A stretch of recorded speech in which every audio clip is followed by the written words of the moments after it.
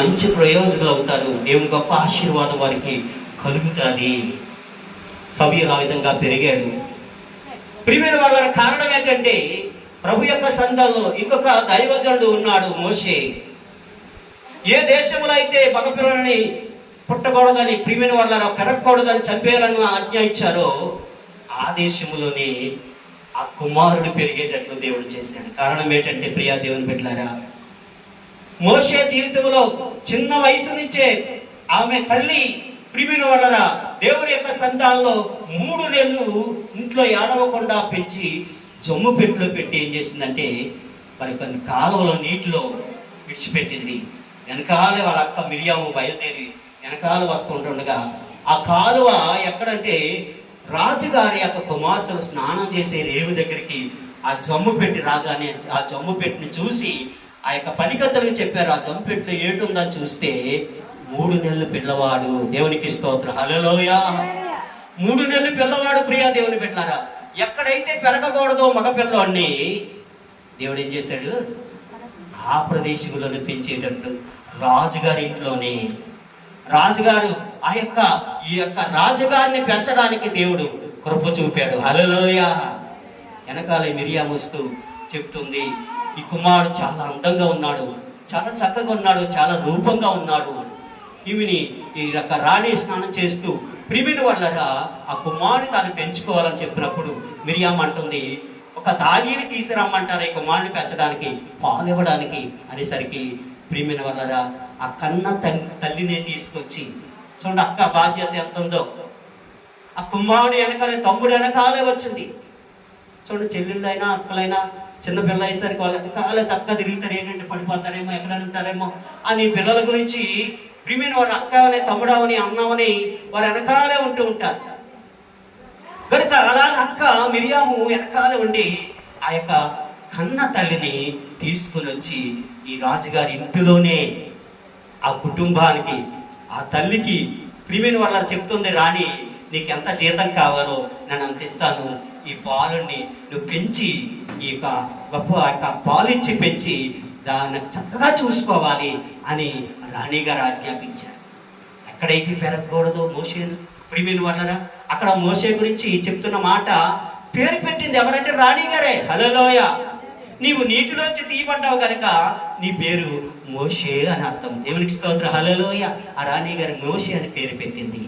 ప్రియమైన దేవుని బిడ్డ కనుక మంచి పేరు, చక్కని పేరు. ఆయన మంచి ఎదిగి చివరకు ఐగుప్తులో కలిసిపోలేదు. కానీ ఐగుప్తి ఆ యొక్క అనుభవం అనుభవించడం కంటే క్రీస్తునందు నిందలు అనుభవించడం మేలని, గొప్ప భాగ్యం అనుభవించడం కంటే క్రీస్తునందు నిందలు అనుభవించడం మేలని క్రీస్తు కొరకు దేవుని కొరకు నిలబడ్డాడు.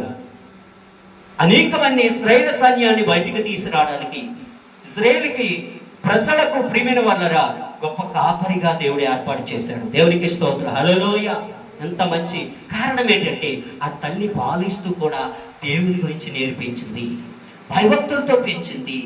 ప్రభు యొక్క సంఘాల్లో అయ్యా నీవు నా కుమారుడవు, ఇదిగో మగపిల్లలు పెంచకూడదని ఈ యొక్క రాజుగారు ఆజ్ఞ ఇచ్చినప్పుడు నిన్ను మీరు అలా పెంచాలో కన్న తర్వాత మరి 3 నెలల నుంచి ఈ యొక్క జమ్ము పెట్టెలను విడిచిపెట్టినప్పుడు రాణిగారికి నీవు దొరికావు, ఆమె పెంచుకుంటున్న కుమారుడు నీ తల్లిని నేను, ఇదిగో మన దేవుడు యెహోవా, మన దేవుడు యేసుక్రీస్తు, భయభక్తులతో పెరగాలి అని ఉక్కుపాలతోనే తల్లి దేవుని మాటలు నేర్పించి, ప్రార్థన నేర్పించి, వాక్యం నేర్పించి మంచి ప్రయోజకుడిగా చేసింది. ప్రియ దేవుని బిడ్డలారా, హల్లెలూయా. ఎంత గొప్ప ఆశీర్వాదం. తర్వాత దేవుడు ఆయన్ని గొప్ప ప్రవక్తగా, ఇశ్రాయేలు ప్రజల నాయకుడిగా దేవుడు ఏర్పరచుకొని నడిపించాడు ఆయన. ఇంకొక మాట లోకా సువార్తలో ఉంది, చదువుదాం. లోకా సువార్త 1వ అధ్యాయం 57వ వచనం.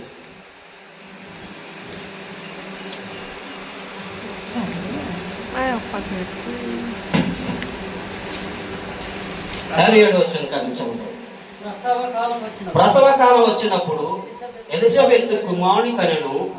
అప్పుడు ప్రభువు ఆమె మీద మహాకనికరం ఉంచెనునని ఆమె పొరుగు వారు బంధువులు విని ఆమెతో కూడా సంతోషించని 8వ దినమున వారు ఆ శిశువుకు సున్నతి చేయవచ్చి తండ్రి పేరును బట్టి జకరియను పేరు వారికి పెట్టబోచుండగా తల్లి అలాగ వద్దు, వారికి యోహాను అని పేరు పెట్టవద్దని చెప్పెను.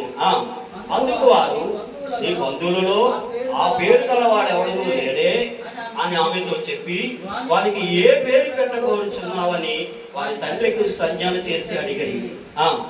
అతడు వ్రాత పలక తెమ్మని వారి పేరు యోహాను అని వ్రాసి, అందుకు వారందరూ ఆశ్చర్యపరడి. దేవునికి స్తోత్రం, హల్లెలూయా. ఎలిజబెత్ ప్రిమిన వాళ్ళ జకరియా గారు వారి యాచకత్వంలో చివరి వాడు కనుక ప్రిమిన దేవుని బిడ్డలారా, వారు దేవుని యాచకత్వం, దేవుని సేవ చేస్తున్నవాడు. వృద్ధాప్యంలోనే వారికి కుమారుడు కలిగారు. ప్రసవ కాలంలో వారి కుమారుడు కని దేవుడు ముందుగానే చెప్పాడు, ఈయనకి యోహాను అని పేరు పెట్టమని. ఎప్పుడైతే యోహాను అని పేరు పెట్టమన్నారో ప్రిమిన వాళ్ళరా, అలాగొద్దని సనుక్కున్న జకరియా గారికి దేవుడు నోరు మూసాడు. అనగా మాటలు రావాలి, మోగడుగా అయిపోయాడు. మాట్లాడడానికి కూడా మాటలు రాలేదు ప్రియా దేవుని బిడ్డ. అప్పుడు అక్కడ తల్లిని అడుగుతున్నారు, బంధువుల్లో ఎవరో ఒకరు పేరు పెడతారు కదా, తండ్రి పేరు జకరియా పేరు అన్నా పెడతారు కదా. మనం చాలా మంది చూడండి, మనం చనిపోయిన వాళ్ళ పేర్లు పెడతాం, అక్కడ వాళ్ళు ఇక్కడ వాళ్ళు పేర్లు పెడుతుంటాం, అమ్మ పేర్లు పెడుతుంటాం, నాన్న పేర్లు పెడుతుంటాం, అయితే ఏవో పేర్లు పెడుతుంటాం ప్రియమైన దేవుని బిడ్డలారా. కానీ దేవునికి ఇష్టమైన పేరు ఈ యొక్క యోహాను అనే మాటకి ఏంటంటే దేవుని కృప చేత పుట్టబడిన వాడు. హల్లెలూయా. యోహాను అంటూ దేవుని కృప చేత పుట్టబడిన వాడని అర్థం ప్రియమైన దేవుని బిడ్డలారా. దేవుని కృప చేత కుమారుడవని కుమార్తెవని దేవుని కృప చేత నీకు అనుగ్రహించినప్పుడు దేవుడు పరిశుద్ధాత్మ ద్వారా ఏ పేరు పెట్టాలో ఆ పేరు కలిగి ఉంటే ఆ పేరుని బట్టి దేవుడు గొప్ప ఆశీర్వాదకరంగా మారుస్తాడు. దేవునికి స్తోత్రం, హల్లెలూయా. గొప్ప దీవెనకరంగా మారుస్తాడు ప్రియా దేవుని బిడ్డలారా. మనం ఈ లోకంలో ఎవరెవరి పేరు పెడుతూ ఉంటాం. తుక్కమ్మ పేరు, నౌకాలం పేరు, లేకపోతే అంకియమ్మ పేరు, లేకపోతే ఏ పేర్లు పెడుతుంటాం ప్రియమైన దేవుని బిడ్డలారా. అవి కాదు, దేవుడు ఏది సిద్ధపరిచాడో ఆ పేరు పెట్టినప్పుడు ఆ బిడ్డకి ఎంతగా ఆశీర్వాదకరంగా ఉంటుంది, దీవెనకరంగా ఉంటుంది. ఇక్కడ అంటున్నాడు తల్లిని, అమ్మ ఏం పేరు పెట్టారంటే యోహాను అని పేరు పెట్టండి. దేవునికి స్తోత్రం, హల్లెలూయా. ఏం పేరు అంటారంటండి? యోహాను అని పేరు పెట్టండి అంటే అది తల్లి ఎలా చెప్తుంది? తండ్రిని అడుగుదామని ఆ తండ్రిని జకరియను అడిగేసరికి, అయ్యా ఏం పేరు పెట్టాలి చెప్పండి అని వారు అనుకుంటున్నారు. జకరియా పేరు కానీ పెడతారేమో, తండ్రి పేరు కుమారుడికి పెడతారేమో అని చెప్పేసి. ప్రియమైన దేవుని బిడ్డలారా, ఆ విధంగా ఉన్నప్పుడు ఆయన వ్రాత పలక తెమ్మని అన్ని మీద రాశాడు, యోహాను అని పేరు పెట్టమని. దేవునికి స్తోత్రం, హల్లెలూయా. వాళ్ళందరూ ఆశ్చర్యపోయారు. ఎప్పుడైతే ఆ పేరు రాశారో ఆయన మాట తిరిగి వచ్చింది. దేవునికి స్తోత్రం, హల్లెలూయా. మాట తిరిగి వచ్చింది ప్రియా దేవుని బిడ్డలారా. కనుక దేవుని యందు మనము ప్రభు సందల దేవుని భయభక్తులతో మనం పెరుగుతూ పిల్లలను కూడా పెంచుతూ వారిని సన్మార్గంలో నడిపించినప్పుడు దేవుడు గొప్ప కార్యం చేసి వారిని ఆశీర్వాదకరంగా మారుస్తాడు ఆయన. రెండోది, వారు దీర్ఘాయుష్మంతులుగా ఉండాలంటే వారి తల్లిని తండ్రిని సన్మానించే వారుగా ఉన్నప్పుడు వారు దీర్ఘాయుష్మంతులు అవుతారు. దేవునికి ఆశీర్వాదం కలుగుతుంది ప్రియా దేవుని బిడ్డలారా. యేసయ్య బిడ్డలను ఆశీర్వదించాడు. మార్కు సువార్తలు అంటాడు కదా, 10వ అధ్యాయము 16వ వచనంలో చక్కని మాట మనకు తెలియజేస్తున్నాడు. మార్కు సువార్త 10వ అధ్యాయం 16వ వచనంలో, ఆ బిడ్డని ఎత్తుకొని కౌగిలించుకొని వారి మీద చేతులుంచి ఆశీర్వదించాను. దేవునికి స్తోత్రం, హల్లెలూయా.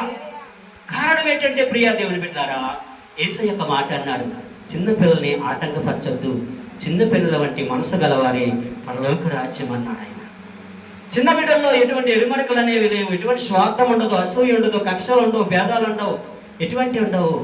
చిన్న బిడ్డల మనసు ప్రియమైన వాళ్ళరా దేవుని మనసుతో సమానం అంటారు.